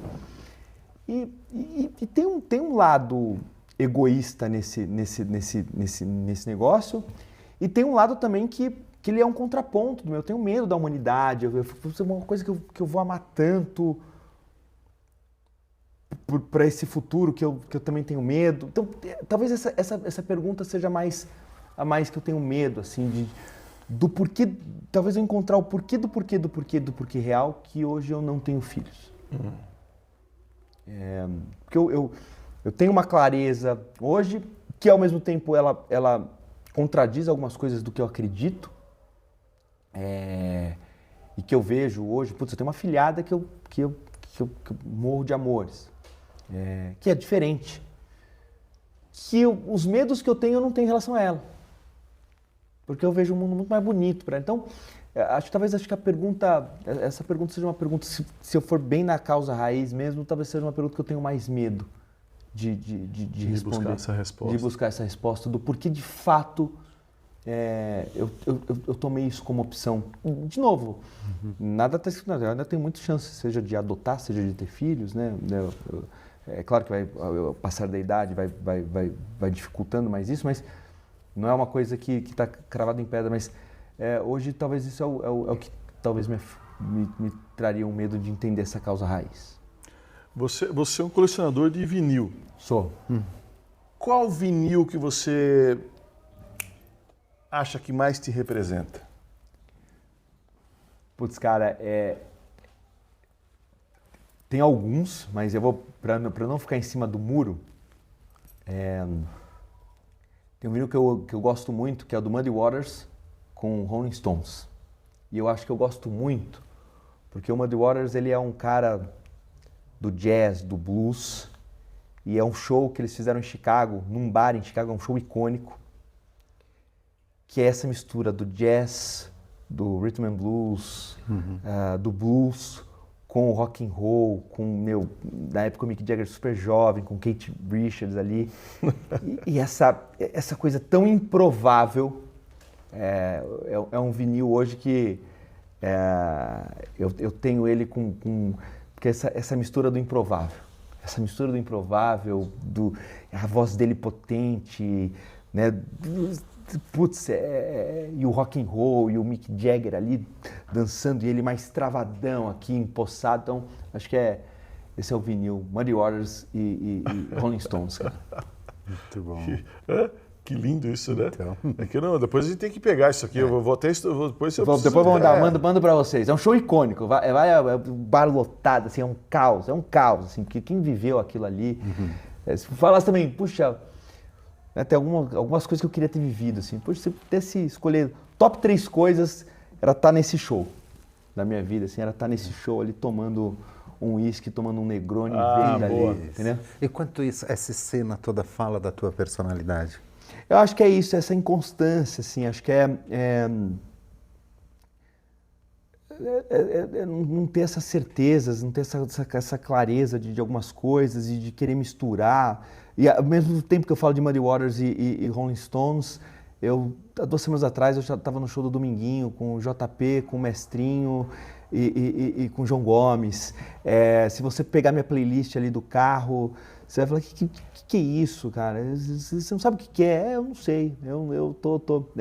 Acho que a minha personalidade... E aí, quando você perguntou, né, Jânio, acho que você falou assim, puxa, dessa verticalização, dessa especialização, acho que tem um pouco disso, né? Eu não sou eu amo o vinil, não tem um ritmo que eu sou um especialista. Tem caras que sabem da discografia do Beatles, que estudam ali, que tem... Eu tenho esse... Por exemplo, Rolling Stones. Eu não conheço muito de Rolling Stones. Eu sei esse disco do Muddy Waters com Rolling Stones que eu gosto. E aí uma música ou outra e tudo mais. Então, eu acho que isso diz um pouco da minha personalidade. Indo pro, infelizmente, nosso final aqui, né? Porque eu vou aqui, cara, eu tô aqui porque o Renato a gente tá conversando horas. Se só a entrevista foi de 4 horas, né, de emprego... Então, se a entrevista para ele vir e tem mais. E depois de 6 ele falou, anos, conta a história. Ele chegou e falou assim, olha, eu não... Tudo que eu tinha programado, não fiz. E você perguntar para mim, fale uma pergunta que você fez para ele, eu não tenho a mínima ideia. Não tenho a mínima ideia. Né? Porque eu acho que esse é o jeito da gente conhecer as pessoas e tudo mais. Mas nessa linha, pegando aquela entrevista lá e buscando, não sei se eu fiz essas perguntas lá, mas a gente pode fazer aqui, né, Jânis? Sim. Vamos fazer uma entrevista com ele agora, se passaria hoje e tudo mais. Mas a gente faz uma que é meio, né, que ela traz esse olhar, um olhar de um ângulo completamente diferente, sobre qual que é o seu medo, né? Mas principalmente o medo no sentido do, para que serve o freio? É para você poder acelerar, né? Então, qual que é o seu medo, mas no intuito do que ele te protege, qual é o medo que faz com que você possa acelerar mais rápido?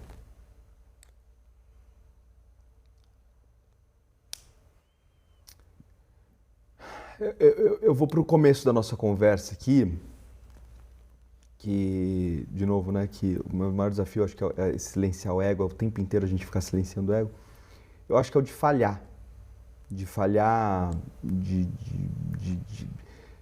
errar, assim, eu tenho alguns medos, tem coisa que eu acho que eu arrisco bastante, tem coisa que eu sou um cara que gosto muito de risco, de fazer coisas e tal, mas de alguma forma, o errar de doer, o errar eu tenho medo desse erro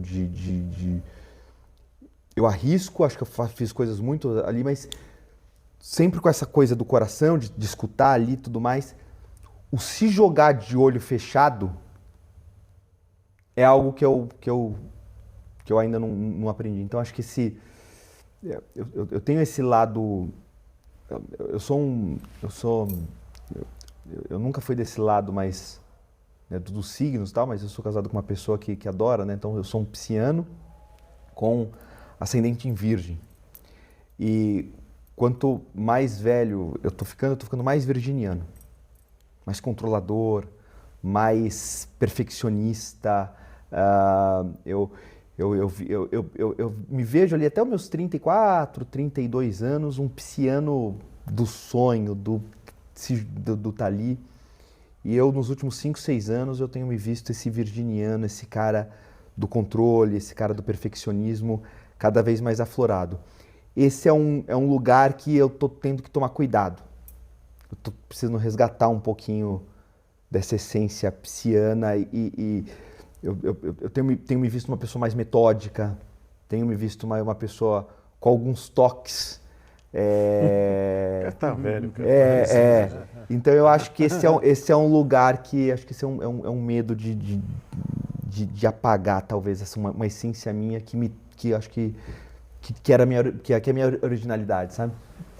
Você teve contato com e tem contato, seja com a Singularity, seja com um monte de palestrantes nesses 2 anos, deve ter passado várias empresas, 2.000 palestrantes em empresas, sei lá, né? Sim. Então você está com o que acontece de mais updated no mundo. Do outro lado, você falou que uma das questões de você ter filho é esse futuro da humanidade e tal. Então, se você pudesse resolver um problema da humanidade hoje, qual seria? Cara, é balela, né? Mas é a desigualdade, cara. Acho que assim, a desigualdade meio blasé, assim, né? Mas assim,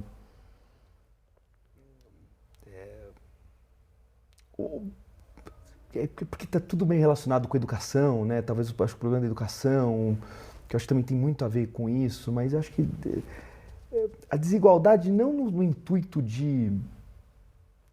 E aí acho que, de novo, acho que o problema seria a educação.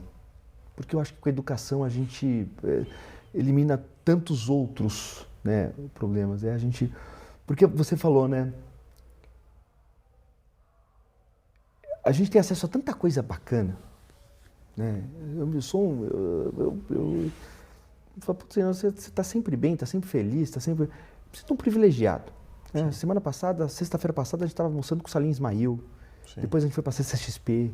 E depois a gente terminou a CCXP num papo. Eu me sinto um privilegiado e com acesso a tanta coisa. E eu acho que esse é o ponto. E eu me sinto um ser humano melhor. Eu me sinto um cara muito mais autoconsciente por conta disso. Por conta de todo esse acesso. Você fala, pô, 2.000 palestrantes, tem hora que eu tô conversando com o Yuval Harari, tem hora que eu tô... Então talvez acho que esse seria dar esse acesso à educação, a coisas que eu tive acesso aos 34, que eu estou tendo acesso aos 40 anos, dar esse, né, de entender essa autoconsciência. Recentemente tive uma experiência, também já conversei isso com você, com uma cultura, né, com uma cerimônia que, né, eu vim de uma família católica e tive um acesso a uma outra, e que maravilhoso que foi ter tido acesso a isso de uma maneira tão correta, né, com uma pessoa em comum a nós aqui, e assim, puta, esse acesso, sabe? Quando eu digo a desigualdade, é esse acesso a isso, não esse blasé do deixar todo mundo, não, das pessoas... de ter essa oportunidade de estar vendo uma visão do Salim Ismail conversando de um problema que ele estava resolvendo no Vaticano. Uhum. De estar aqui, da conversa antes, de um artista. A gente estava com um artista aqui antes. Sim. E da visão de mundo dele como artista. Então acho que esse eu resolveria esse problema, talvez mudar da desigualdade, desse acesso à educação, desse acesso a conteúdos. Não, talvez, sabe? Eu acho muito legal a desigualdade dos acessos. Isso, bom, perfeito. Né? Quem sabe... Perfeito. É muito legal o que você coloca, porque não existe nada mais bem distribuído no planeta do que o talento. Nada mais bem distribuído do que a curiosidade. Todo mundo nasce curioso, todo mundo tem algum tipo de talento. Então, se todo mundo tivesse uma igualdade de acessos e oportunidades, cada um teria o livre-arbítrio depois para fazer as suas escolhas. Seguir. Né? O que realmente possa ser muito cruel e aí esse tipo de coisa. Uma criança com um talento incrível para tocar um violão, nunca ter acesso a um violão, ou uma bailarina nata, nunca na vida poder fazer uma dança. Né? Então, é muito legal o que você traz, que é acabar com a desigualdade do acesso. Do acesso. Né? Das isso. oportunidades. Do Isso é muito lindo. Porque isso, né, eu vejo hoje, de novo, eu me sinto de novo muito privilegiado por isso, porque de manhã eu estou conversando com o senhor, eu vou sair daqui, eu estou indo para uma conversa com o Paladar para falar da Le Cordon Bleu, e isso, né, repertório, né, Daniel? A gente Lógico. sabe que repertório é o fundamental. Fala aí, você quer falar? Não, acho que eu fiquei imaginando assim, conhecendo o Reinaldo e toda a motivação que ele traz para a equipe, e é muito dessa tua personalidade, a vibração, né, que contagia. E eu queria te pedir assim, quando é que essa energia se instala, assim, que você vê que vira a chave e você fica super animado para um projeto? O que acontece nesse gestor?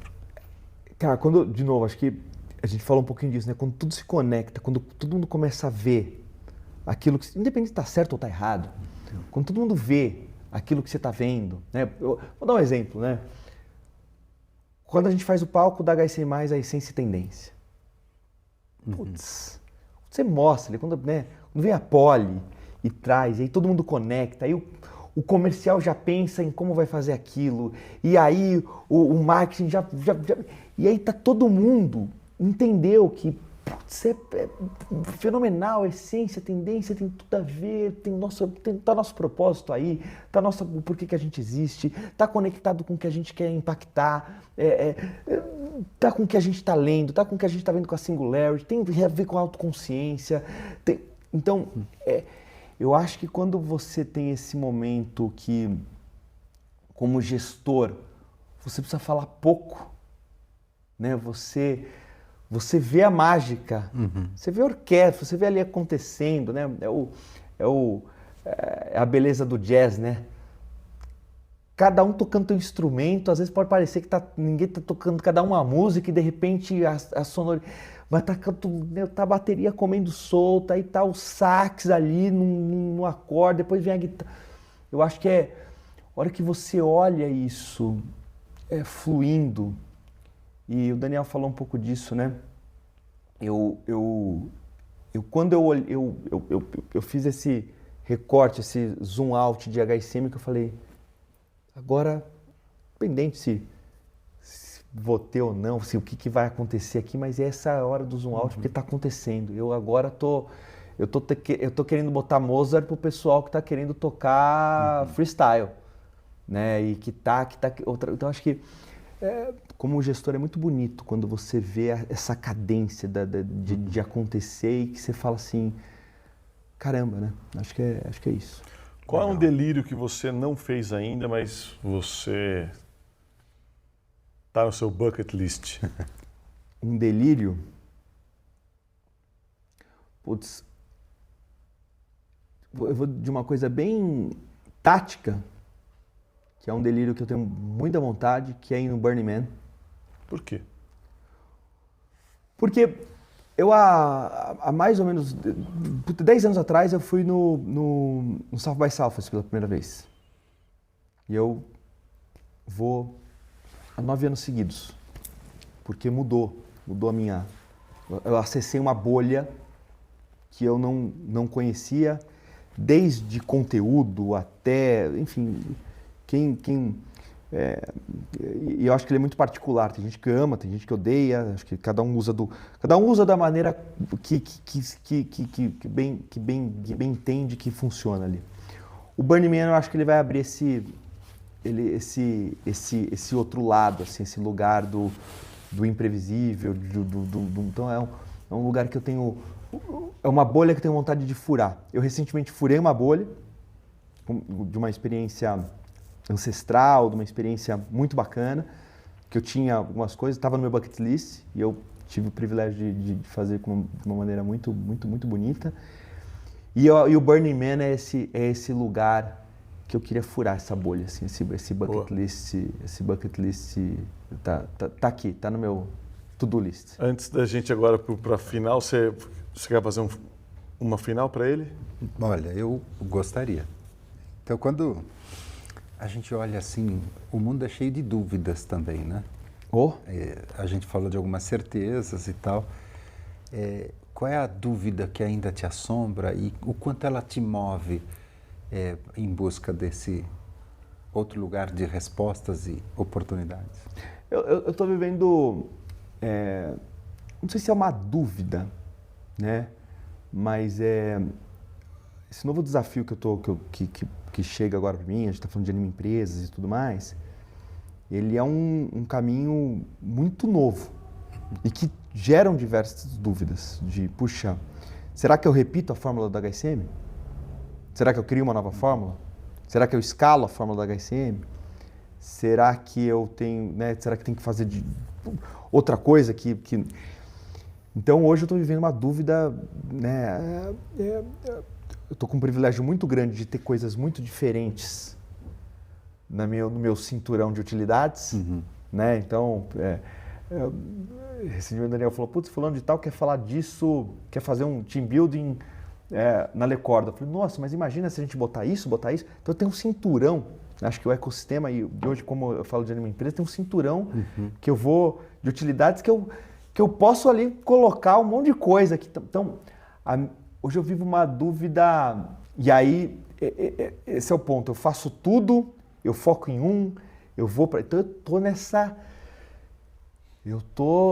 nessa... Hoje eu tô vivendo uma dúvida constante, e a gente tem um foundation muito importante para fazer, né? A gente tem falado muito disso, né, Janes? Né? Então, assim, eu tô vivendo uma dúvida do que fazer com esse cinturão de utilidades. Eu tô com um cinturão de utilidades aqui muito potente, muito poderoso, e eu não sei se agora eu tiro o canivete, se agora eu tiro a lanterna, então essa é a dúvida do momento. Bom, então, já que você trouxe inúmeros palestrantes na HSM, na Singularity, viveu muito isso, agora você está nesse lugar, esse cinturão e tudo mais.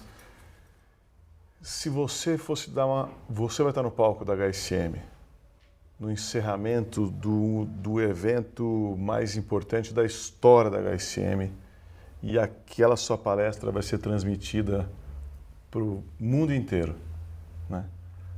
Qual é o tema dessa palestra e quais são as principais mensagens que você gostaria de dar nessa palestra, que será assistida pelo mundo inteiro? Eu vou chover no molhado e quem viu vai... Intuição. Seria a palestra falar sobre intuição, sobre o que a gente falou muito aqui, desse escutar o coração, desse escutar algo que não parece, às vezes, o contra-intuitivo. Então, seria sobre essa essência.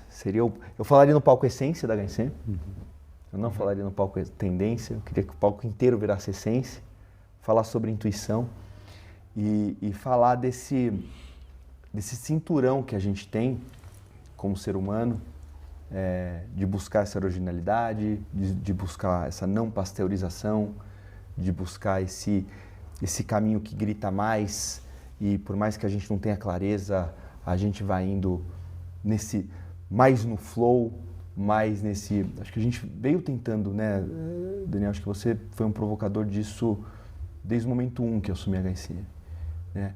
A gente fez o Retreat de Gravidade Zero, que para mim acho que foi um grande marco. Eu falei isso recentemente num prefácio do livro dos meninos, do René Dudante. Ali foi uma tese que a gente colocou, o Retreat de Gravidade Zero, que a gente fez no meio da pandemia e que a gente trouxe respiração e que a gente trouxe... E hoje a gente vê o quanto importante são essas temáticas e não é no sentido de... Reinaldo, Daniel, Jane, estão tudo meio Shangri-La, estão querendo abraçar a árvore, como se, né, de novo, como se abraçar a árvore fosse uma coisa ruim, mas é porque quando a gente começa a entender isso, de novo, com o checklist, é a intuição com o checklist. Não é a intuição, pelo, tô aqui, não. É com esse repertório, é com esse acesso. Então, é deixar isso aqui, é o peso 2. Tem o peso 1 e vai dar o peso 2. Então, a minha palestra seria um pouco sobre isso. Eu não tenho, teria que pedir ajuda da Poli, pedir ajuda de você. Eu ia chamar os Avengers ali para me ajudar. Ali, os eu não tenho dúvida nenhuma que ia ser aplaudido em pé. E por que ia ser aplaudido em pé? Ia ser aplaudido em pé, Reinaldo, porque ela com certeza essa palestra ela vem de um lugar muito autêntico, muito profundo. Você falou palavras aqui e conceitos deliciosos, né? Você para mim é um exemplo de originalidade, de autenticidade, né? De realmente ser verdadeiro, de ser você sem ter medo de alguma maneira expor quem você é ou falar o que você acredita e não numa rebeldia, né? Mas muito com essa maturidade e ao mesmo tempo ampliando esse repertório todo que você tem para que dê um embasamento muito forte no que é a sua intuição. E eu acho que essa combinação de uma pessoa que de alguma maneira foi responsável durante todos esses anos por fazer a curadoria do que muita gente escutou. Eu falo que uma das coisas mais... E o quanto impactou. A quantidade de milhares e milhares de pessoas que você impactou pelas escolhas que você fez. Esse é o peso da responsabilidade, da história que você vem construindo. E o que está por trás dessas escolhas é que foi lindo te escutar aqui e todo mundo vê que você pode ter errado, pode ter escolhido, feito escolhas erradas, mas ela foi uma escolha profunda, sincera, honesta, verdadeira. O seu discernimento, de alguma maneira, pautou as escolhas e o aprendizado de muita gente, né? Então, e que lindo que ele veio desse lugar iluminado como você falou aqui pra gente, né? Então, a curadoria, quem sabe seja uma das coisas mais importantes para a evolução do ser humano. E você traz um outro negócio, quando você fala, se pudesse resolver um problema do mundo, seria ampliar, ter uma equidade de oportunidades, né? E a equidade de oportunidades é, de alguma maneira, o que você vem fazendo. Poderia traduzir por outro olhar. O que você fez durante todo esse período até agora na Ânima? Né? Para mim, se eu pudesse traduzir, é exatamente isso. Você é uma pessoa que, através da sua curadoria de buscar o que acha que é mais profundo e essencial para o mundo, né? Trazer para você realmente ampliar essa gama de oportunidades e nivelar e tentar trazer para a maior quantidade possível de pessoas. Então, eu achei lindo porque o que você gostaria de fazer como propósito de vida, se você pudesse resolver um problema da humanidade, eu acho que você é extremamente coerente com o que você está fazendo hoje. Eu poderia descrever que o que você tem feito é exatamente o que você se propõe a fazer. E por isso que você é essa pessoa brilhante, por isso que essa pessoa brilhante no sentido não do ser genial, mas o brilhante do que brilha mesmo, um coração que transcende, que transborda, uma pessoa que a gente tem vontade de estar junto, como eu falei aqui no começo. E eu queria agradecer demais, né, a sua presença aqui e vir aqui do jeito que você é, né? Do jeito que você é desnudado, né? Do jeito que você é aberto, legítimo, com um coração que não cabe dentro do seu corpo, de tanto que ele transborda e bate e realmente muda a frequência das pessoas que estão ao redor, né? Então, obrigado de coração.